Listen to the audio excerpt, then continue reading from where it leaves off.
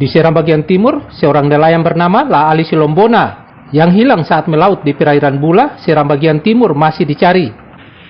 Pencarian dilakukan tim SAR dibantu keluarga serta warga.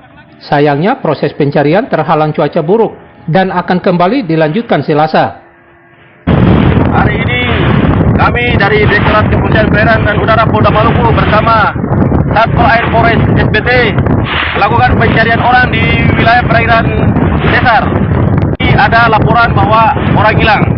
Untuk itu kami menghimbau kepada masyarakat untuk sementara, khususnya masyarakat nelayan untuk sementara hentikan pencarian ikan dulu mengingat situasi gelombang. Jumat lalu, Laali Silombona pergi melaut di sekitar perairan Bula. Namun korban tidak juga kembali. Saat dicari oleh warga, hanya ditemukan barang-barang miliknya serta perahunya di tengah laut. Warga lalu melaporkan kejadian tersebut ke aparat. Babang Sohilau melaporkan dari Seram bagian timur. Angin kuat ya, Bapak.